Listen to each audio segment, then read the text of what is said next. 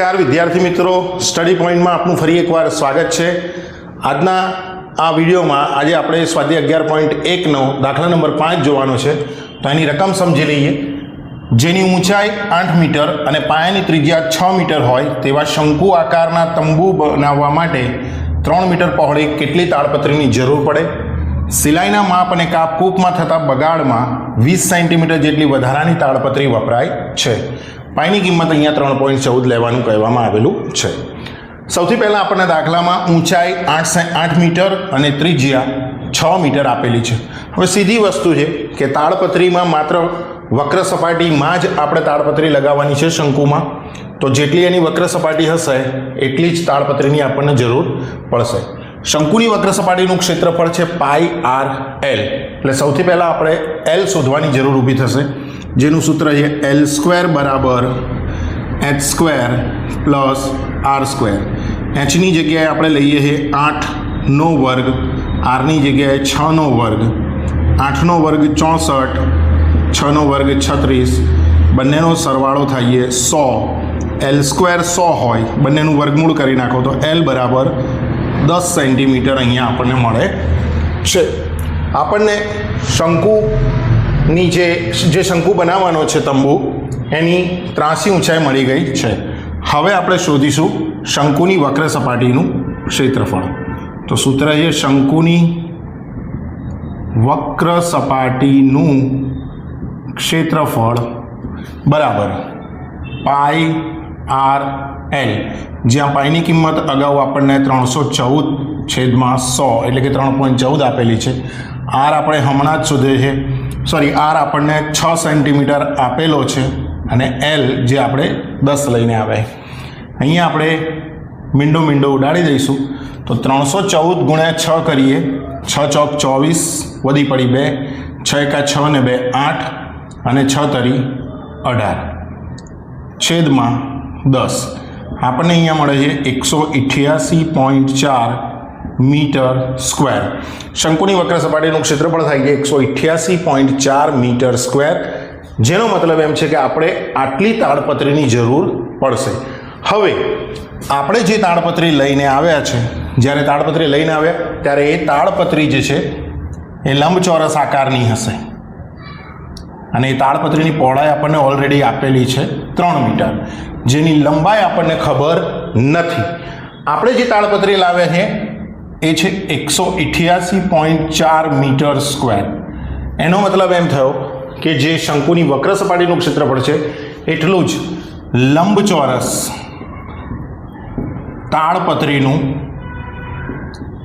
ક્ષેત્રફળ થશે, જે અહીંયા આપણને આપ્યું છે 188.4 મીટર સ્ક્વેર. લંબચોરસનું ક્ષેત્રફળ એટલે l ગુણ્યા b બરાબર 188.4. l આપણે શોધી રહ્યા છે, b 3 આપ્યો છે. સામે 188.4માંથી દશાંશ ચિહ્ન હટાવી દો એટલે છેદમાં 10 આવી જાય. 3ને સામે મોકલી દો, 188.4ની જગ્યાએ 1884 છેદમાં 10. 3ને નીચે લાવો, અહીંયા ભાગ ચાલશે. 3 6 18, 3 2 6, 2 વધ્યા 24, 3 8 24, એટલે કે l બરાબર આપણને 62.8 મીટર. આપણે જે તાડપત્રી લઈને આવ્યા છે એની લંબાઈ 62.8 મીટર થાય છે. પરંતુ દાખલામાં આપણને એવું કીધું છે કે 20 સેન્ટીમીટર જેટલી વધારાની તાડપત્રી કાપકૂપમાં વપરાઈ ગઈ છે. તો કાપકૂપમાં વપરાયેલ તાડપત્રી જે છે 20 સેન્ટીમીટર, પણ અહીંયા આપણને બધા જ માપ મીટરમાં આપ્યા છે એટલે આપણે આને મીટરમાં ફેરવીશું. 20/100 કરો, કારણ કે 1 મીટરના 100 સેન્ટીમીટર થાય, તો 0.2 મીટર તાડપત્રી કાપકૂપમાં વપરાઈ ગઈ છે. એટલે તાડપત્રીની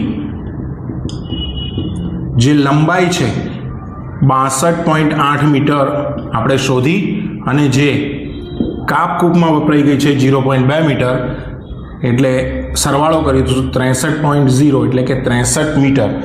એનો મતલબ એમ થયો કે આપણને જે તાડપત્રીની જરૂર છે, જે તાડપત્રી આપણે લઈને આવ્યા છે એની લંબાઈ 63 મીટર થશે. તો હવે આશા રાખીએ કે આપને આ દાખલો સમજણ પડી હશે. હવે આપણે આગળ દાખલા નંબર 6 તરફ આગળ વધીશું. નંબર 6 ની રકમ પહેલા સમજી લઈએ.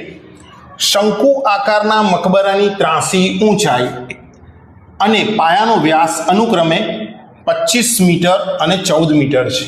તેની વક્ર સપાટી ઉપર 100 મીટર સ્ક્વેરના રૂપિયા 210 લેખે ચૂનો કરવાનો ખર્ચ શોધો. તો મિત્રો આપણને અહીંયા ત્રાસી ઊંચાઈ એટલે કે L 25 મીટર આપેલી છે અને પાયાનો વ્યાસ જે 14 મીટર આપ્યો છે.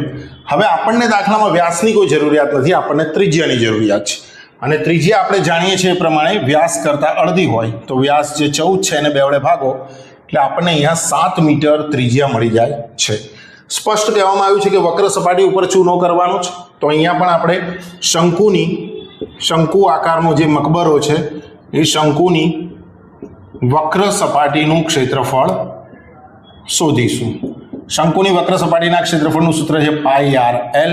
પાઈની જગ્યાએ 22/7 ગુણ્યા આર એટલે 7 અને એલ એટલે 25. 7 7 અહીંયા ઉડી જાય, ગુણાકાર કરવાનો છે. 25 ગુણ્યા 22 ગુણાકાર કરીએ, 22 પંચા 110 વધી પડી 11, 22 દુ 44, 44માં 11 ઉમેરો એટલે 550. તો શંકુ આકારનો જે મકબરો છે એની વક્ર સપાટીનું ક્ષેત્રફળ આપણને 550 મીટર સ્ક્વેર મળે છે. હવે ચૂનો કરવાનો ખર્ચ શોધીએ. તો અહીંયા આપણને સ્પષ્ટ આપેલું છે કે 100 મીટર સ્ક્વેર ચૂનો કરવાનો ખર્ચ 210. આપણા મકબરો જે છે એની વક્ર સપાટી છે 550 મીટર સ્ક્વેર. તો સ્ટેપ મૂકીશું.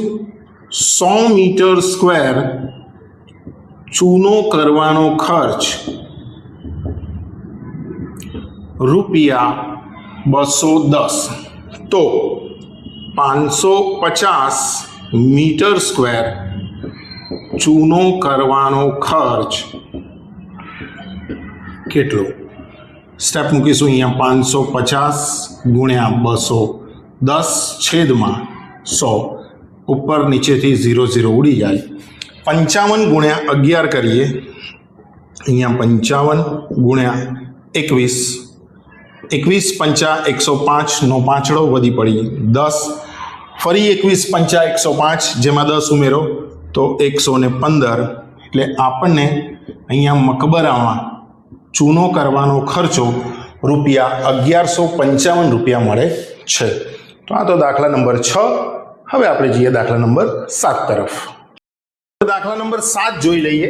દાખલા નંબર 7માં આપણને કહેવામાં આવ્યું છે કે એક જોકરની ટોપી શંકુ આકારની છે. જોકરની ટોપી આપણે બધાએ જોયેલી જ છે, કોઈના બર્થડેમાં ગયા હશું ત્યારે પણ આપણે પહેરીએ છીએ. બસ એ જ ટાઈપની ટોપી આવે છે.